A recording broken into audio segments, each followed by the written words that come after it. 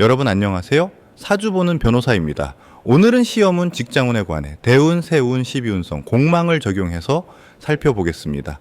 일단 사주 원국이 잘 갖춰져 있어야 시험 합격과 취직에 유리한 것은 사실입니다. 다만 합격은 머리 싸움이 아니라 타이밍 싸움이라는 것을 잊으시면 안 됩니다. 사주 원국, 즉 여러분이 타고난 사주팔자가 자동차라면 대운과 세운이라는 운의 흐름은 여러분이 달리는 도로이자 날씨입니다. 페라리를 타고 꽉 막힌 진흙탕 길을 가는 사람과 경운길을 탔지만 뻥 뚫린 고속도로를 달리는 사람, 과연 누가 먼저 도착할까요? 오늘 저는 여러분이 지금 진흙탕에 있는지, 고속도로 위에 있는지, 그리고 언제 엑셀을 밟아야 하는지 그 비밀을 아주 적나라하게 풀어드리겠습니다. 많은 분이 제 사주에 관운이 있나요? 라고 묻습니다. 하지만 이것은 반쪽짜리 질문입니다. 더 중요한 건 올해 내 사주로 들어오는 운이 나를 돕는가 아니면 나를 때리는가 입니다. 이것을 명리학에서는 용신과 기신의 작용이라고 합니다. 여러분의 사주 형태가 신강한지 신약한지 그리고 사주가 차가운지 뜨거운지에 따라 합격을 불러오는 운의 종류는 천지 차이로 달라집니다. 먼저 본인의 기운이 약한 신약 사주인 분들의 합격 전략부터 이야기해 봅시다. 이분들은 사주에 나를 도와주는 인성이나 비겁이 부족하고 힘을 빼가는 식상, 재성, 관성이 많은 경우입니다. 평소 체력이 약하고 마음이 여리며 주변 환경에 쉽게 휘둘리는 특징이 있죠. 이런 신약한 분들에게 가장 치명적인 운은 무엇일까요?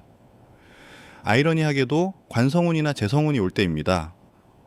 관성운이 오면 취업된다면서요? 라고 반문하시겠지만 신약한 분들에게 강한 관운이 들어오면 마치 짐을 가득 진 당나귀 등의 쌀과 마니를 더 얻는 격이 됩니다. 관살이 되어 나를 공격하니 시험 스트레스를 견디지 못하고 병이 나거나 면접장에서 압박감을 이기지 못해 머리가 하얗게 변해버립니다. 그렇다면 신약 사주인 분들은 언제 합격할까요? 바로 인성운과 비거분이 들어올 때입니다. 어머니의 품처럼 나를 생해주는 기운이 들어와야 비로소 내가 감당할 힘이 생깁니다.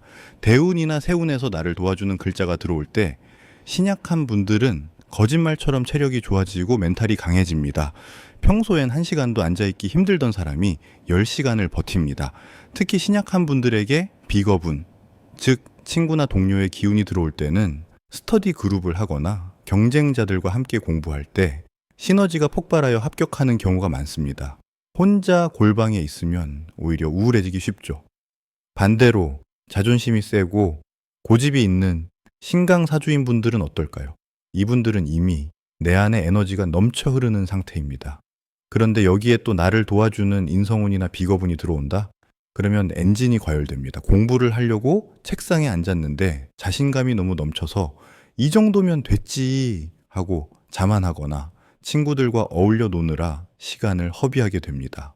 혹은 고집이 세져서 출제 의도와 상관없이 자기만의 논리에 빠지기도 하죠. 신강한 분들에게 최고의 합격운은 바로 나를 극해서 기운을 설기해줄 관성운이 들어올 때입니다. 넘치는 에너지를 제어하고 깎아주는 감독관이 들어오는 셈입니다. 호랑이 같은 야생맥에 안장과 고삐가 채워지는 형국이죠. 이때는 산만하던 정신이 번쩍 들면서 무서운 집중력이 생깁니다.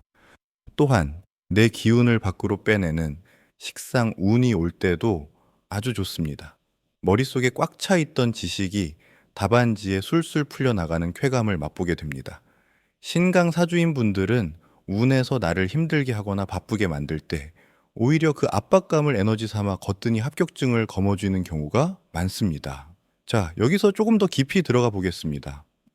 사주의 온도, 즉 조후를 항상 봐야 하는 건 아니지만 사주가 너무 차갑거나 너무 더우면 문제가 됩니다. 시험 합격은 결국 정신력과 평정심의 싸움입니다. 사주가 너무 뜨거운 분들은 여름 운이 오면 쥐약입니다. 안 그래도 더운데 날씨마저 더우니 엉덩이가 들썩거려 앉아있을 수가 없습니다. 조급증이 나서 다 아는 문제도 실수로 틀립니다. 이런 분들은 차가운 수기운이 대운이나 세운에서 들어올 때 머리의 쿨링 시스템이 가동되면서 기적 같은 합격을 이뤄냅니다. 반대로 수기가 너무 강하면서 겨울생인 분들처럼 사주가 너무 차갑고 습한 분들은 우울감과 무기력증이 가장 큰 적입니다. 머리는 좋은데 실행력이 떨어지죠.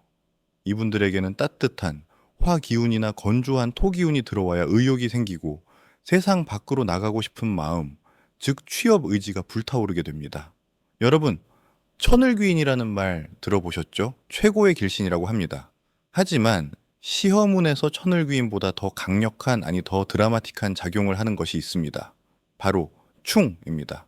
지금 많은 분이 사주에 충이 들어오면은 부딪히고 깨진다고 해서 나쁘게 생각하시기도 합니다. 하지만 장수생이나 오랫동안 취업이 안 돼서 고인물처럼 정체된 분들에게는 이 충하는 운이 구세주가 됩니다. 땅이 갈라지고 지진이 나야 새로운 건물을 지을 수 있듯이 충이 들어와서 내 사주를 강하게 때려줄 때 비로소 꽉 막혀 있던 운의 혈이 뚫립니다.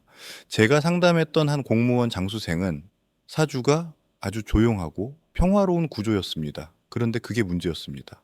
너무 편안하니 긴장감이 없고 절박함이 부족했죠. 그러다 새 운에서 그의 사주를 정면으로 들이받는 충운이 들어왔습니다. 그 해에 그는 집안 사정이 어려워져서 당장 합격하지 않으면 안 되는 절박한 상황에 몰렸고 독서실을 옮기고 공부 방법을 완전히 뜯어 고쳤습니다. 결과는 수석 합격이었습니다. 충은 변화와 이동입니다. 정체된 수험생에게 충하는 운은 이제 그 자리에서 일어나 움직여라 라는 하늘의 강력한 신호탄입니다. 그러니 올해 충이 들었다고 겁먹지 마십시오. 오히려 판을 뒤집을 기회입니다. 반면에 조심해야 할 운도 있습니다. 바로 합입니다. 합은 글자끼리 만나서 껴안고 있는 형상입니다. 언뜻 좋아 보일 수 있지만 수험생에게 합이 너무 많이 들어오면 치명적입니다. 책상과 합을 해야 하는데 엉뚱하게 이성 친구와 합이 들거나 게임이나 취미 생활과 합이 들어버립니다. 공부해야 하는데 라고 생각하면서 몸은 놀러가는 현상이 발생합니다. 운에서 합이 들어와 내 사주에 용신을 묶어버리면 뇌가 마비된 것처럼 멍해지고 공부가 손에 잡히지 않습니다. 이때는 정말 독하게 마음 먹고 환경을 통제하지 않으면은 1년을 허송세월하기 십상입니다. 그리고 정말 중요한 팁 하나를 드리겠습니다. 바로 대운과 세운의 관계입니다. 대운은 10년마다 바뀌는 큰 계절이고 세운은 매년 바뀌는 날씨입니다. 명심하세요. 대운은 환경이고 세운은 사건입니다. 대운이 좋고 세운이 나쁘면 어떨까요? 환경은 좋은데 날씨가 잠깐 흐린 겁니다. 부모님의 지원도 좋고 공부 여건도 좋은데 시험 당일에 배가 아프거나 작은 실수를 하는 격입니다. 그래도 기본 베이스가 좋으니 합격할 확률이 높습니다. 하지만 대운이 나쁘고 세운이 좋다면 이건 척박한 환경 속에 핀 꽃입니다. 집안이 시끄럽거나 경제적으로 힘들고 주변에서 나를 괴롭히는 상황이지만 그 해만큼은 나의 집중력이 빛을 발해 바늘 구멍을 뚫고 합격합니다. 이런 합격이 진짜 값진 합격이죠. 따라서 대운이 나쁘다고 포기하지 마십시오. 새 운이라는 기회는 공평하게 돌아옵니다. 그 타이밍을 낚아채는 것이 바로 실력입니다.